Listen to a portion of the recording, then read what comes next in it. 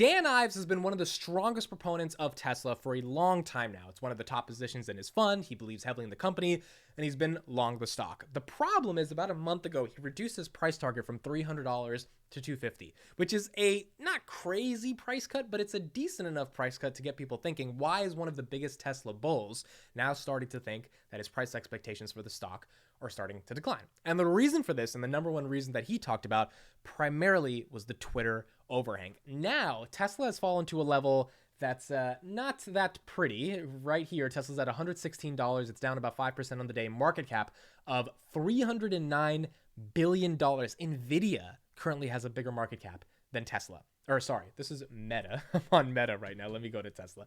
NVIDIA did have a bigger market cap at one point. Market cap is 365. NVIDIA for like a split second had a bigger market cap. NVIDIA's about 309, so it's a little bit lower.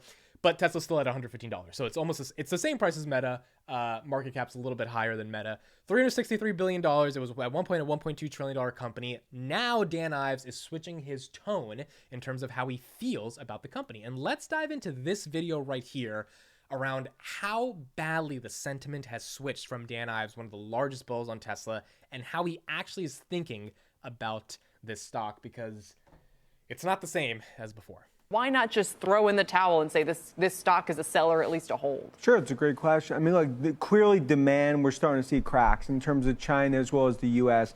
So we had to cut numbers in terms of Q4 as well as 2023, and it's been just a horror show from Musk. Really a Ted Stryker moment as he's navigated this Twitter situation. But our view on Tesla, long term, it's still what I view as a transformational leader in EV.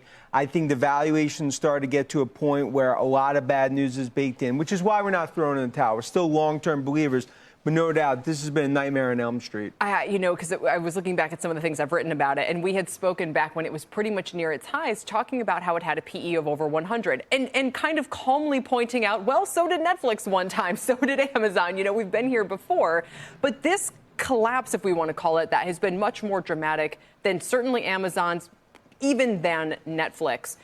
Was that high PE ever justified now in retrospect? And what should a feasible PE be now for this company? Yeah, cool. Look, I think about 75% of this is Musk Twitter driven. So I think that's what's unique. So right there, it's important to understand that this is not a fundamental argument. This is not about demand. This is not about China. This is not about Elon in terms of his lack of execution. This is not about Tesla's lack of execution. All of this coming from an institutional investor is Twitter being a drag on the stock, being a drag on the company, being a drag on Elon's attention. And, people are like, well, Elon runs Boring. He runs Neuralink. He runs SpaceX. It's like, yeah, none of those companies have 350 million people all saying stuff 3,000 times per second that you are now responsible to moderate.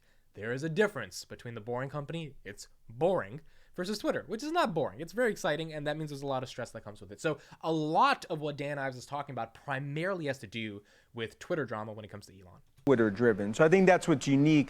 I do think because he's used Tesla, essentially his own personal ATM machine, to fund Twitter, that's been a huge overhang in the stock. And my view is this is ultimately going to be something where it's the biggest transformation to the auto industry since 1950s. Tesla continues to lead that way, competition coming from all angles. But from a valuation perspective, I believe sort of base case is 175. They start to execute with, call it $5, $6, $7 earnings potential. You could start to get back up to that 250 level. But now for Musk, after that Cinderella ride, I mean, he really needs to navigate Tesla through this.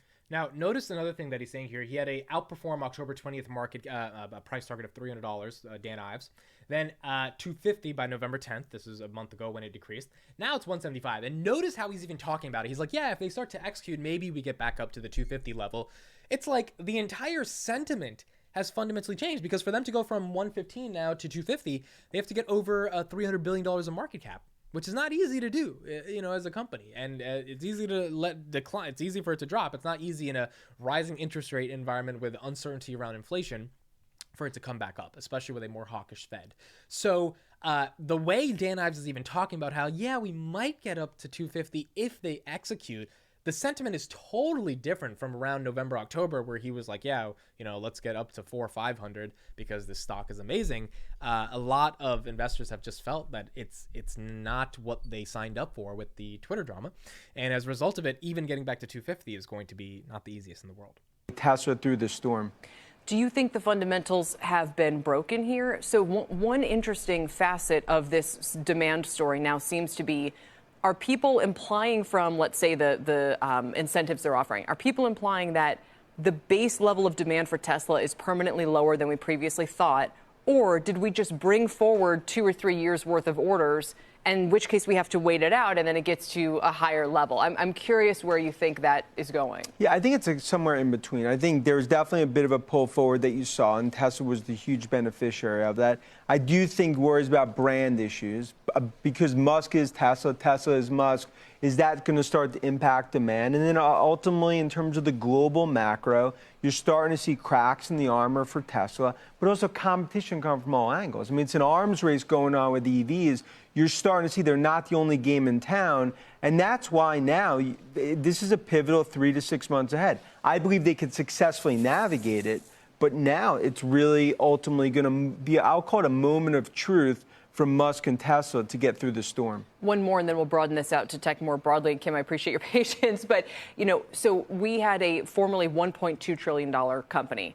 I imagine you don't think it will ever get back to that size now. Why not make it a sell? And, in retrospect, is there anything that, the question is sort of anything that we didn't see coming? Is it just the extent to which the Twitter drama has it permanently damaged the Tesla brand? Is he done with his stock sales now? I mean, there's so many factors here. Well, I think that was the biggest. Probably the biggest thing is underestimated, even for Musk, is just how much of a train wreck this has been since late October. There was a thought that ultimately it would start to calm down, but instead, because of selling of the stock and because of some of the brand issues and what he's done on Twitter, I think that's something that's had just an unbelievably negative impact on Tesla as a stock. In terms of the valuation, look, Musk has done it before. He could do it again in terms of where EVs is going to go, 4 or 5 trillion that's going to be spent. But now no longer is it this magic carpet ride. He needs to navigate Tesla through the storm. And so far it goes back to he needs to be a leader, a CEO. It's no longer that Ted Stryker situation, which is what it's been, for Tesla investors. Rocky Balboa is what it feels like is a bull every day at 9:30 a.m. And he's saying, no stock sales now until 2025 or so. Does anybody believe that? But that's the boy that cried wolf. Yeah. And that's why even on the Twitter Spaces last night, everyone wants to believe it. But it goes back to that Pinocchio situation. He now not just needs to talk the talk, but walk the walk. Kim, any comment on Tesla? All right, so that's Dan Ives. This is a pivotal situation for Tesla, primarily because the next 3 to 6 months, as Dan Ives says, are critical for if Tesla can execute. Now, there's a couple things here. Number one, competition is coming. I think we've seen this. BYD in China is outperforming them massively, selling 50,000 cars versus Tesla 10,000 last quarter.